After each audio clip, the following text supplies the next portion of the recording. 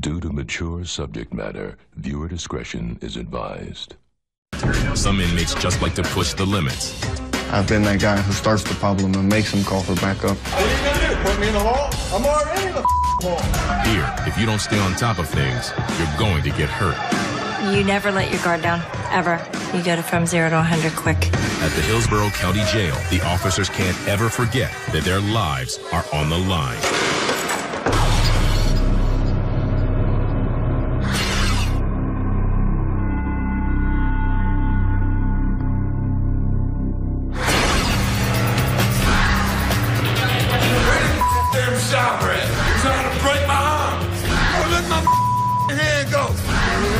Stop pulling away from me. Over 1,300 inmates are brought into Hillsborough County Jail every week. Place your hands on the counter, back your feet, spread your feet apart. Central booking. The first point of contact in the often violent face-off between deputies and inmates. You're homicidal? Many are angry and out of control, drunk or high, and ready to fight. There were over 24 attacks on officers at Hillsborough last year. Come sit over here. Sir, sir, you need to sit over here. Listen to my instructions. Nobody knows that better than Sergeant Onan, a 17-year veteran. Everybody's coming in off the street intoxicated and or with drugs or weapons. They do not want to be here. They're aggravated and they want to retaliate. I would be lying if I said that I've never been scared. I have been, but I think that I try not to ever let them see that. Sergeant Onan is committed to public service, despite the risks. She has been assaulted repeatedly on the job. I have had a fracture on my nose. I was slammed head first into a steel vestibule door. He lost his pants. A corneal abrasion from getting punched in the face. Bruises head to toe, knee injury, ankle injury. Yeah, this way, sit down. Tonight, an inmate arrested in an assault decides to act out. Siéntate ahí tranquilo, por favor. Por favor, siéntate ahí tranquilo. We're going to the holding cell. He is placed in a holding cell until he cools off. Kneel down. The inmate must be checked closely for contraband, for drugs and weapons. Last week, one of my intake deputies found a taser disguised as a cell phone. That could have caused some damage. Put your hand on your head. Do not move it from your head until we exit the cell. Keep your hand on your head. Don't move. Stay on the ground until we exit the cell. Do not move from the ground. Onan carries only one weapon. I am armed with taser. I've used it only once. Yeah, you can move. Sergeant Onan knows all too well what happens when an inmate becomes violent. One night, she came very close to losing her fingers. It was a combative female, very small girl, about 100 pounds. And as I opened the holding cell door, two of my deputies were holding on to her, and she was restrained. And when I grabbed it, that's at the same exact moment when she kicked it, and it trapped my hand in between the door and the door frame, and it crushed 3 of my fingers. I was wearing Kevlar gloves, so when I keyed the door, I had my gloves on. So my fingers were saved, but I've had several surgeries on my hand. So she got a 5-year sentence in prison for that. You know, I still don't have full range of movement, and every morning when I wake up, I remember Melissa.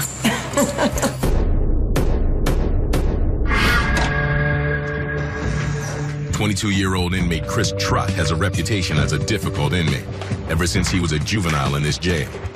It started as an authority thing. I kind of didn't like a lot of deputies. I used to be that person who didn't care. It was just like, I'm going to do whatever I want, and they're not going to do anything to me.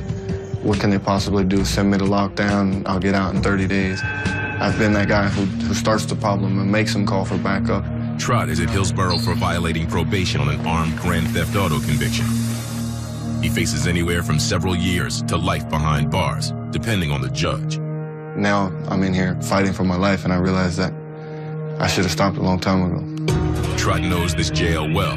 He's been in and out of it since he was only a teenager. My first arrest was for grand theft motor vehicle when I was 14 years old. I'm now 22 years old, so I've been doing this for 8 years now.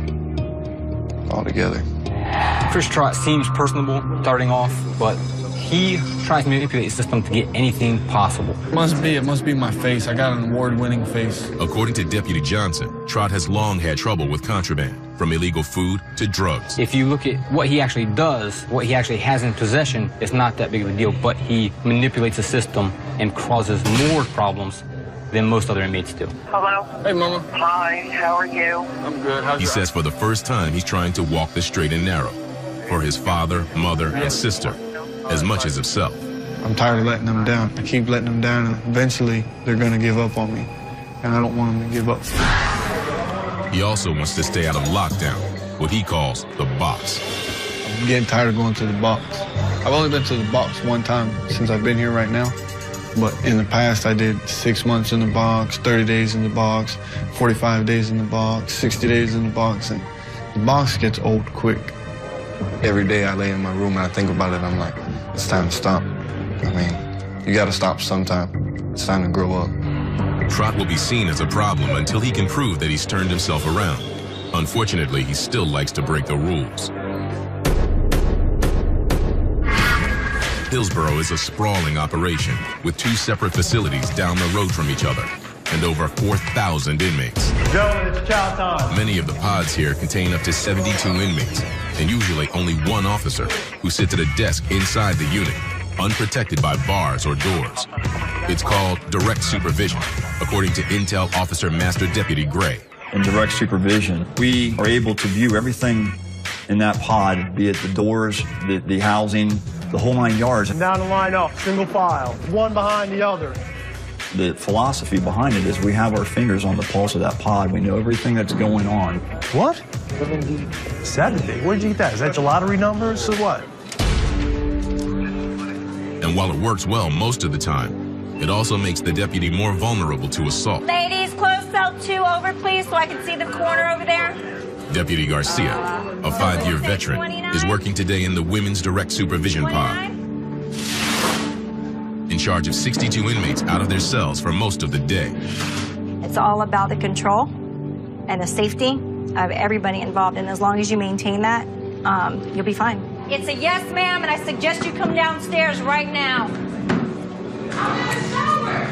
When you are done with your shower, then you go straight to that cell and you make that bed the way you know you're supposed to.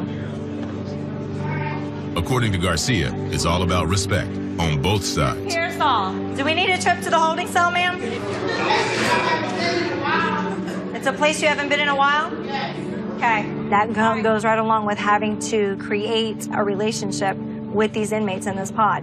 You have to build a level of respect with them so that you can gain the respect from them. It doesn't always work. Right now, Garcia needs to deal with a disruptive young inmate who has been placed in a holding cell. She came out of 1 Alpha this afternoon, very disruptive, would not go to her cell when she was ordered to. She did not want to be in the cell with the inmate that was housing with her. We can't just submit to the idea that she just wants her own cell or that she gets to pick the inmate that she wants to bunk with. That's not an option. No, I'm not going in the cell with this lady, man. I can't stand her. Why it has to be like so difficult, I don't know. You're making it difficult. I can't stand her. You're making it She snores and she sings. You don't get to pick your roommates. This is jail. It doesn't work that way. You're gonna sleep where you're told to sleep. I'm not sleeping. You don't get to pick your place. You don't get to pick your bed. You don't get to pick your roommates. I'm not sleeping in there with her. So we go through the measures that we have to take to see if she at this point will listen to what the deputy's orders are. Don't be foolish now. I'm not going in there. Get up. Get up. Get up. Get up. Get up. Get you up. Now we take a look at you. Handcuffs again. Got past moment. Why are you being foolish? I would not necessarily say that she was giving us a problem where we had to use any type of force. Handcuffing her was enough. You're making this way harder than it has to be. Because I don't want to go in there? Is it that serious? It is that serious when there's nowhere else to put you, so you want to continue to make this complicated. That's all it is, but I don't want to be in there with her. You don't get to decide that. You don't get to pick. The inmate will now be put in the hole, solitary confinement, and lose her privileges.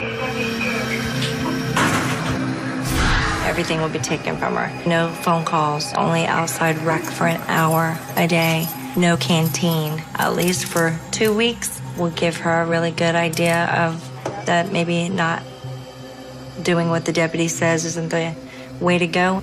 Deputies even faced the threat of lethal violence from outside.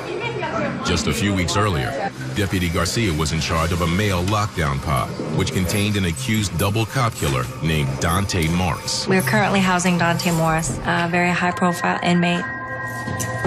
Dante Morris is charged with gunning down 2 police officers who stopped him for a routine traffic violation.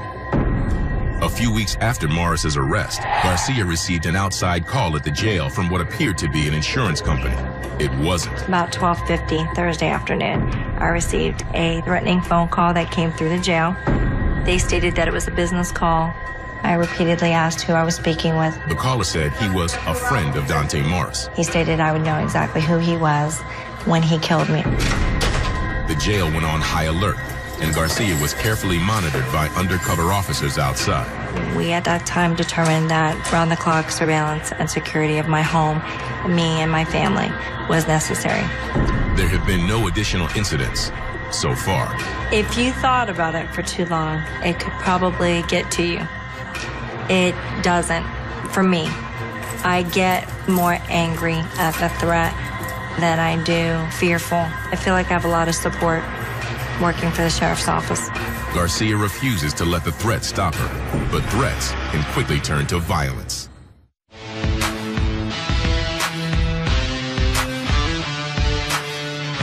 Hillsborough County Jail takes every precaution to keep their deputies and inmates safe. Sometimes inmates explode with rage and violence. Deputy Garcia has witnessed it close up. She was at the jail several months earlier when a veteran officer, Deputy Moon, was attacked in the mental health pod. Deputy Moon was a fantastic deputy. Being a veteran deputy, maintained his pod very well. The inmate definitely was in crisis. He had received some information, I believe, coming back from court, and it was time to lock down for lunch. And he took every opportunity that he could to lash out at Deputy Moon. Deputy Moon was at the desk. He didn't see the inmate come around the side until it was too late. He was trapped in his chair. The chair was extremely difficult to get out of. It was on wheels. Deputy Moon was on the verge of being choked to death, according to Deputy Gray. The inmate was behind him, was able to literally put him in a chokehold that had Deputy Moon probably in the last seconds of his life choking the life out of him. He had that kind of grip. It was Deputy Moon's trustees actually came to his aid.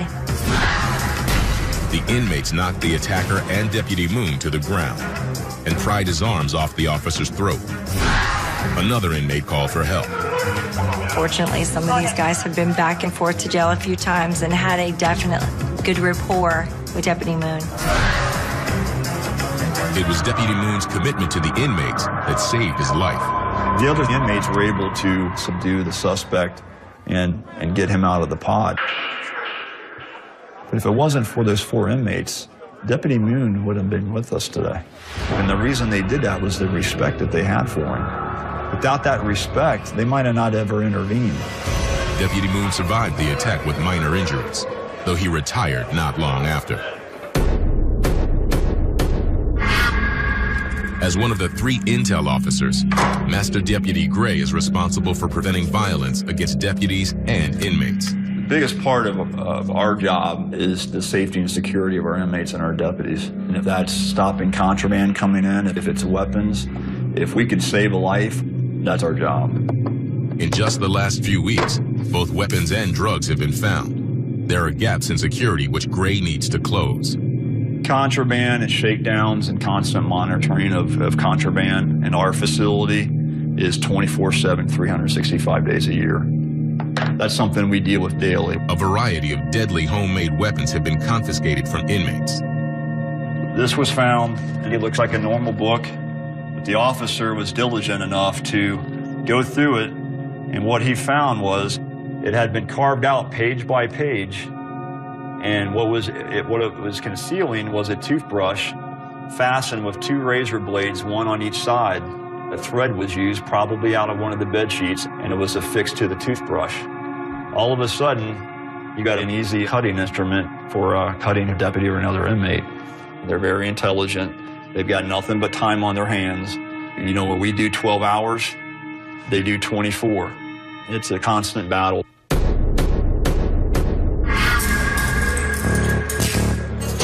One inmate just came from state prison, where he's doing hard time for murder. 25-year-old Chadwick Thomas spent 4 years at Hillsborough Jail awaiting trial on the murder charge. He pleaded no contest and got sent to the pen for 25 years. I spent 5.5 years waiting to go to trial and fighting and process of going to court and back to court. And I pleaded guilty and no contest and accepted a plea of 25 years. In state prison, Thomas met guys who would never see freedom again. Going to prison, your first thoughts is how you can get out. The best way, how you can find your way to get yourself out of it. Because everybody, it's the people with 3 and 4 life sentences there that ain't never leaving. And I got 25 years, I got a day, but it's a long day, but I got a day. There's some people that don't have days. So I thank God I got a day. Once inside, Thomas realized 25 years in the pen is a long time. He's come back to appeal his conviction. This ain't what it is. I'm too young for to be locked up all my life. Thomas is glad to be away from state prison for a few weeks. You know, you at a place where there's people who really did a crime or really killed somebody, so you're not always comfortable. You're comfortable at a certain extent. All right, I'm all right, but I know that I'm in a place where it's like what they say, vultures. You know what I'm saying? You're surrounded by vultures, scavenging. Unlike his earlier time at Hillsborough, Thomas will be locked down by himself all day, every day, except for 3 hours a week, since now he's a convicted murderer. Chad was in isolation. He's here for first-degree murder. Obviously, if we're not careful with him and he doesn't think things are going to go well in court for him and he sees the opportunity to escape, then he can do that. But he won't do it on our watch. It's not what Thomas expected. For her own safety and theirs, Deputy Garcia tries to stay attuned to the shifting moods of the prisoners. One of her inmates, Amber Tackett, has gotten some bad news. Tackett, a drug user convicted of trafficking, has done 8 months at Hillsborough. She just completed a mandatory 3-month drug program. Because the charges were drug-related, they ordered me to take a substance abuse program, which is a 3-month program here. It's very effective. It's scary, but I've got a plan, thank God for that. So I'm gonna try everything that I can to stay out of here. That was the last thing I expected to hear. She's ready to go home and turn her life around. But there's a problem. She's wanted in Tennessee for violation of probation. She was hoping that her time at Hillsborough would count. Well, I'd have 8 months in here, and then I think I had a couple months in up there, so I was hoping maybe that time would be credited, but I was facing going to prison for a number of years on the violation in Tennessee. So I didn't know what was going on. I was just hoping for the best. Now, Tackett may be looking at years in state prison. We found out that there was a hold for Tennessee. So her class graduated, her class got to go home, they got to be released, and she stayed. It sucks getting to watch everybody else walk out the door and knowing. And then today I was just like wondering, I didn't know how long I was gonna have to sit here, how long I'd be waiting for them to come and get me. Tackett has turned to Deputy Garcia to help her find out what's going on. She asked me the day if I would call inmate records and see how things were going. She was just supposed to call me and review the information in the file so that I could pass on the information to the inmate. Some information as to how long extradition takes and if they had heard from Tennessee. Yes. Thank you. Very soon, Tackett will know if she's going to prison in Tennessee and for how long. At Hillsborough, Central Booking is the front line in the fight against disruptive and violent inmates. Intake is the main source for drugs and weapons that later surface in the jail. Sergeant Onan and her team carefully search every inmate, then book them whether they like it or not. Where you going? Where you going? Listen to me. You walk straight ahead to where those chairs are at. stop the attitude here and now. You just have to be open to experiencing something new every night. It's never the same thing. Just keep on your toes and be vigilant, and always expect something to go bad so that you're prepared. You're gonna hurt yourself. Don't keep doing that. You're gonna hurt yourself. If they're under the influence of drugs and alcohol, I have seen them kick the glass out of the holding cells. Is that open? Yes. Tonight, police bring in a seriously angry inmate who's been busted on an assault charge. She is out of control from the start. Onan and her officers move her into a holding cell and take her to the floor. Sergeant Onan removes her jewelry and any other potentially harmful items. You know what? Stop, sir. Do not pull away from me. I said, ask me to stop. Come on back. Keep your hand there until we get out of the cell. I just want to get all keep your hand there. Onan quietly points her taser, just in case. Its red dot is visible on the inmate's shirt. The inmate will be processed once she sobers up. Another happy customer. Sergeant Onan is just glad a violent confrontation was avoided. One inmate at Hillsborough is so unhappy that he's turned the violence against himself. Inmate Chadwick Thomas is at Hillsborough to appeal a 25-year sentence for murder. But he didn't expect to be locked down in an isolation the whole time. In fact, Thomas hates to be in solitary confinement. In confinement, you see I'm locked up 23 hours a day. In prison, it's open. I can just go to and from the backyard to the canteen. It's better than being locked up in a room all day. It got so bad that Thomas tried to hang himself the night before. I told him I wanted to kill myself because I didn't like it. I didn't get a shower, no rest, anything, so I stood in the room like 3 days. I've been asking for toothbrush, toothpaste, so I couldn't get none of that. It's just I couldn't take it no more. I couldn't do my time like that. I got a sheet of hunger from the sprinkler in the room. And stood on the sink and waited till the deputy came. Thomas was put on a 24-hour suicide watch in a separate unit. Just a deputy sits in front of your door every day, all day, until you get off of it. And just in your room and somebody watching you all day. I can just believe they're not there. Still locked down, Thomas hopes he'll get better treatment in this unit. But deputies will keep watch, just in case he tries to hurt himself again. Inmate Chris Trott insists he wants to play by the rules, but he seems unable to stop himself from collecting contraband. This is like my bed, right? Most people have a black wool blanket, but I kind of got this cotton blanket because I've been here so long. It's usually prescribed by medical, but again, I beat the system and got one from somebody that was leaving. He has a history of harboring more serious contraband, like cigarettes and marijuana. For Trott, the trick is hiding it. Your pillow's always a good hiding spot because they don't really check your pillow. Inside of your mat, see, I got all these extra sheets too. That's a lot of contraband. You can cut your mat open somehow and stuff inside of your mat. And just, I mean, this is a brand new mat, so I don't really want to cut it because then I'll lose all the air out of it. Inside seams of books, you can hide stuff in. Stick your cigarettes in there, or your weed, whatever you got, you can hide in there. In your clothes, you pull this thread out right here, and this whole section opens up. See? And now I can stick, let's say if I had a lighter, I can hide it right there. If I had a little cigarette or a little bag of weed or pills or anything, I can stick it right there. And then a deputy, most deputies don't grab that spot right there because, you know, that's where genitals are at, so they leave you alone. But that's one of the best places to hide everything, is right there.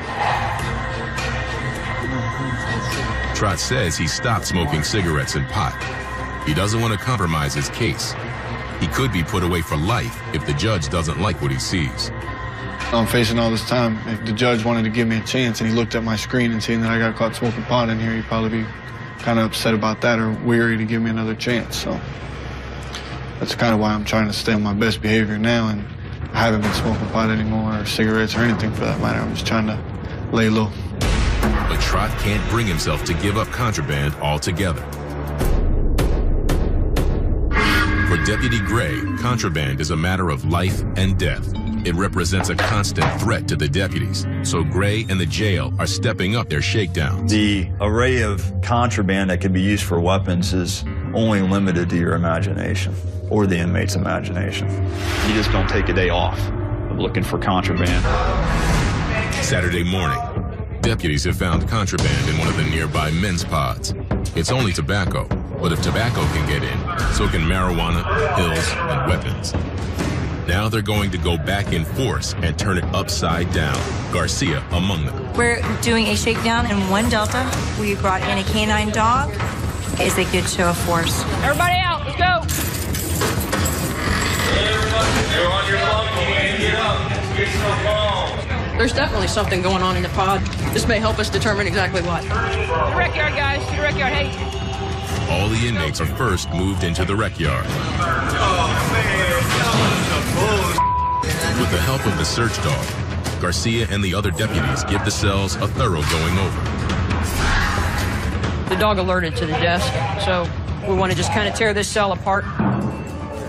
The shakedown turns up tobacco, but no other drugs and no weapons. 27 to 31. The inmates are returned in small groups to their cells.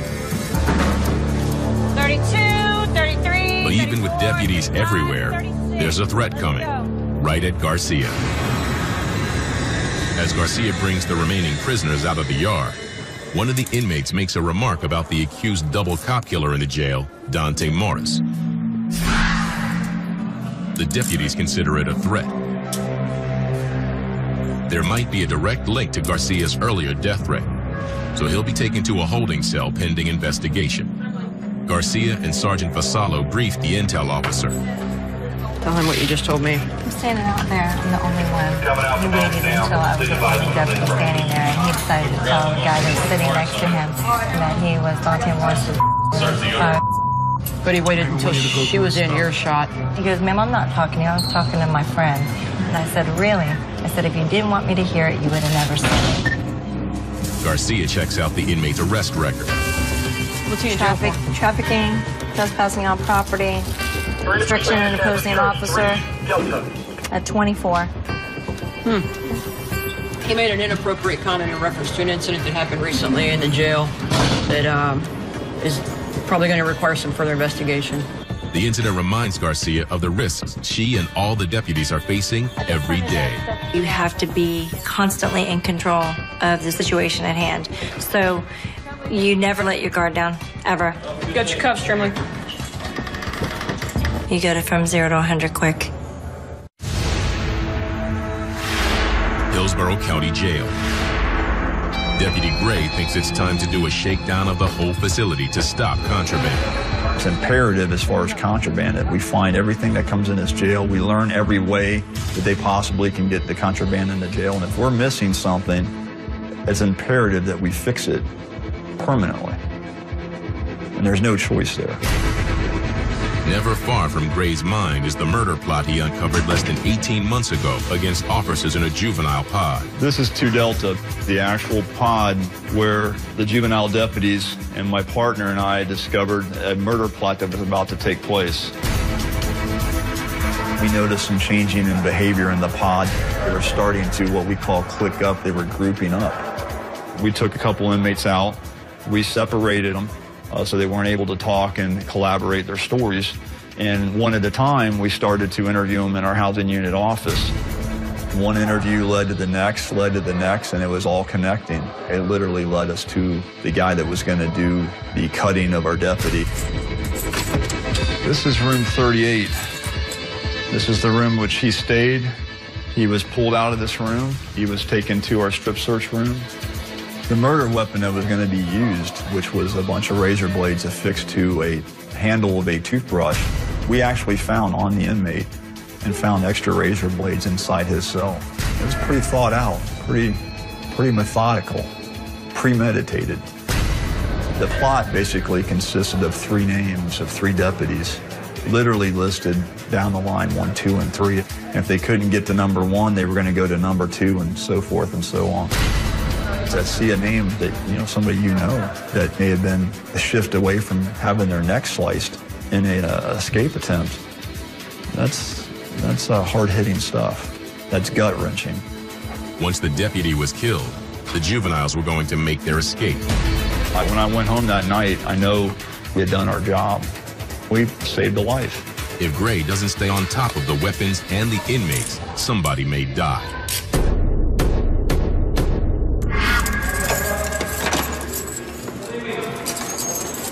In the lockdown unit, Chadwick Thomas's suicidal state seems to have lifted. He's out of his cell for rec, which in lockdown means a chance for a little personal grooming and a call to his family. What's up? Back in his cell, Thomas makes a surprising confession. He says he didn't really try to kill himself. Nah, I won't really kill myself. I just acting. So for me being in my room, I couldn't take a shower for 4 days. Then they give me no toothbrush, toothpaste, toilet paper, nothing. So I was like, I got tired of it. What really made me mad was like when the officer came to my door and he gave me a tray. When he left, I was like, sir, I ain't get no bread on my tray. Oh, deal with it. Da-da-da. Okay, that made me mad. So I'm like, okay, I'm gonna get around here. I already know what I gotta do. You know what I'm saying? I got the sheet. Made it like a rope and I tied it to the fire extinguisher and put it around my neck. I wasn't gonna jump or nothing, but you know what I'm saying? I stood there acting like I was gonna jump. Thomas faked the suicide attempt so he'd be moved to a new unit where he'd get better treatment. Since I've been here so long, I know how to, you might as well say, like, manipulate to get, you know what I'm saying, where I need to be. I'm back in the county. Thomas is still stuck in lockdown, but he's sounding almost defiant now. Everybody got a lot of time.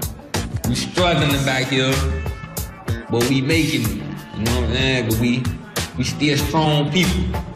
They're locked up right now.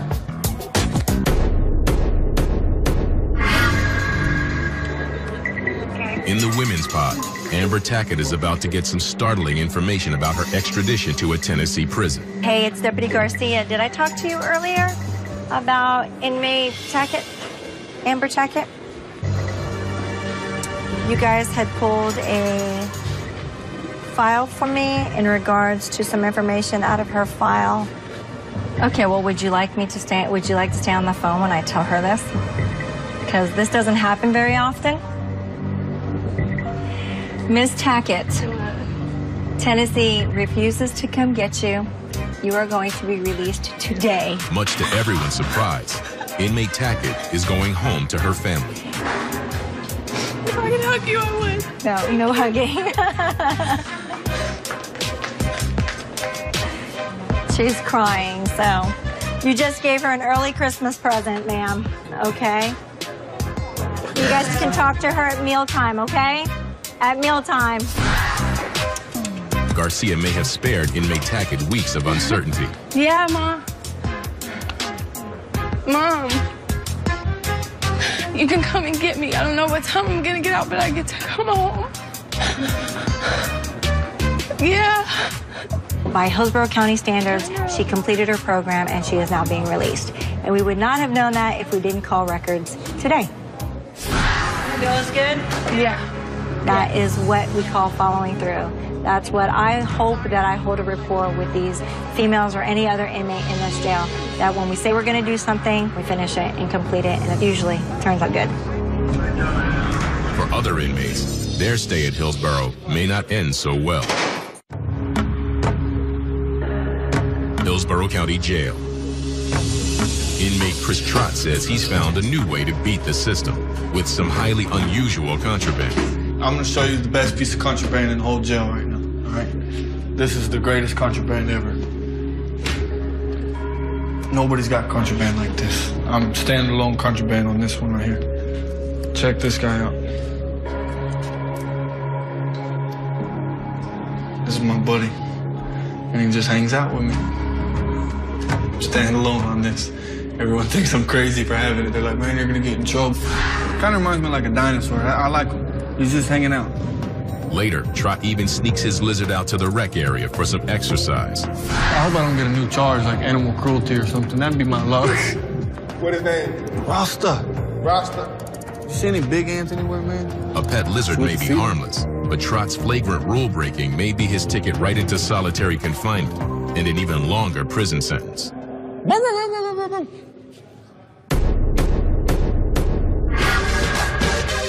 Thursday, 6 a.m.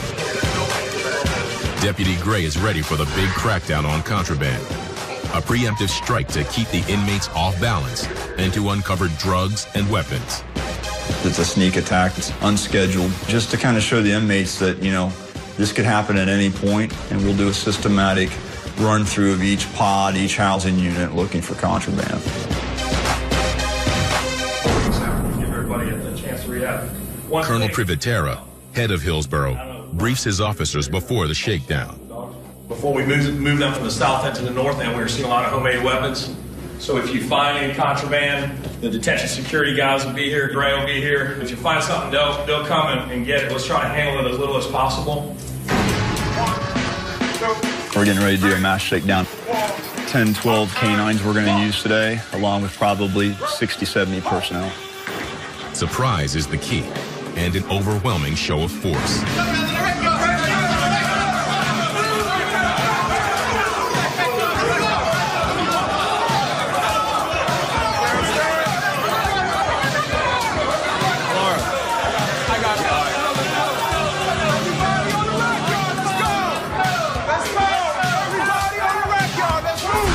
Members of the tax squad make their way into one of the lockdown pods, where some of the most difficult and dangerous inmates are kept, including accused cop killer Dante Morris. They will bring each inmate out separately as his cell is searched. Chadwick Thomas watches the shakedown unfold from his cell. Across the way, one inmate uses the shakedown to vent his anger. This is bullshit, okay? I didn't ask to be over here. I don't want to be in protective custody. Hey, lower your voice, man. I don't what? What are you going to do? Put me in the hall? I'm already in the hall. Now it's Thomas's turn.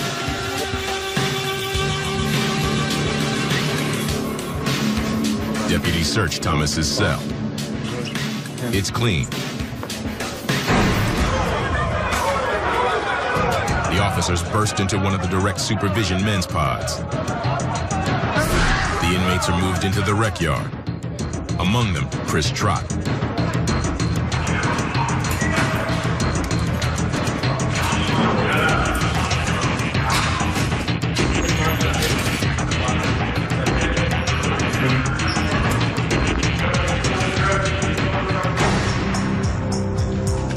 A second-tier cell turns out to be filled with contraband. So, coffee. Obviously, they stole it from the trustees. Show up in the morning. They're not supposed to have any of this. It's all contraband. Okay, obviously this guy has got some issues following the rules. It's the wristband. They're not supposed to take this off. This is their ID. Picture ID, they gotta have this at all times in the wrist. You see who this is? That's Christopher Trott's identification band that we put on him that you're supposed to have on you at all times. But every so often you'll run into inmates that will literally, you know, soap and water, they weren't put on tight enough and they'll slip it on and off, but completely against facility rules. This guy had some pad in there. It was obviously giving him water and everything, taken care of him. It's not unusual, his history. He crosses the line, but he doesn't cross it enough to where he gets, you know, serious trouble. Right on the edge of the line. Yes, he likes to teeter, he likes to walk the line. That's Christopher Trot. With all the contraband in his cell, Trot may have crossed the line.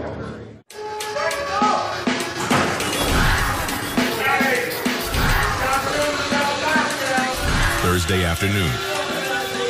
Pay attention to the pipe chases and if you're searching cells underneath the sinks. Officers have completed searching several units in the jail.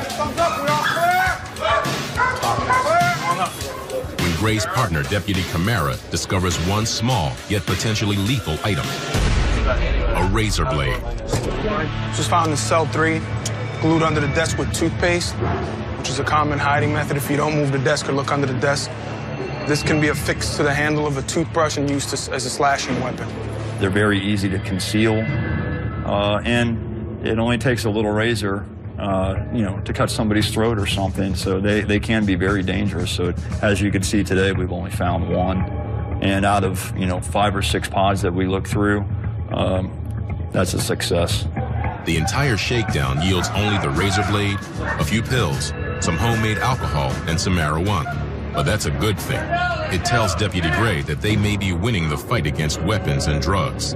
Not a lot of it was found and not a lot in one place, which tells me that the deputies that are working those pods are doing an excellent job in controlling the pod.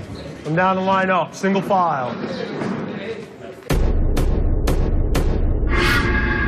Inmate Trot didn't have any weapons or drugs, but his cell was crammed with nuisance contraband. Due to his background and his, his history, he could face up to probably 15 days, 30 days in lockdown, depending on what they want to do with him. He's had a couple incidences here in the last couple months, all the way up to marijuana, and it might be one of those things where they see fit that he spends a little time in lockdown. Jail is about rules, and Trot seems incapable of following them. I lost my upstairs room, my good mattress, my good pillow. Now I got a crappy mattress, crappy pillow, crappy roommate. Life sucks. Trot will find out soon enough if his habitual rule breaking will mean a tougher prison sentence. Despite his efforts to work the system, Chadwick Thomas is still struggling with solitary confinement, so much so that he yearns for prison. I'm really ready to go back because I don't want to sit in confinement in the box all day. You only get to come out 3 times a week. So it's only like 3 times you get to use the phone out the week, you know what I'm saying? When you're in prison, there's a lot of other stuff you can do. I can walk around, go to the rec yard, play basketball. Thomas wants to have his appeal hearing and head straight back to the pen. Prison is easier than jail. Being institutionalized make it easier, really, you know what I'm saying? You can do the same thing every day, so you get accustomed to doing the same thing. So when somebody breaks the cycle, it's like, it off-balance you feel me? Because this is not my regular cycle right here, being in the room, locked up all day, not be able to, like, move how I want to move, you know what I'm saying? He's breaking my cycle. Bye. Bye, Amber. Bye. Love you guys. It's time for Amber Tackett to get processed out. I won't. All right, Miss Amber Tackett. Miss Garcia. Nice to meet you, ma'am. It was wonderful meeting you, too. I'm glad everything worked out the way that it did. Me, too. Please do your best, Amber. I will. This is your golden ticket out of here. Thank you. All right? Bye. One Bravo to an available escort. We have a release in the vestibule. 1 Bravo. I haven't left jail in the whole 8 months other than riding in the van to go to court. It feels good. I feel really good. Can't wait to get home and hug everybody and sit down and eat a real meal. Sometimes it works out for the best. And it did today. It doesn't always turn out that way. For Deputy Garcia, it's been a good day. An inmate helped, and no threats. But as the deputies at Hillsborough County Jail know, their lives are always on the line. Our eyes can't be everywhere.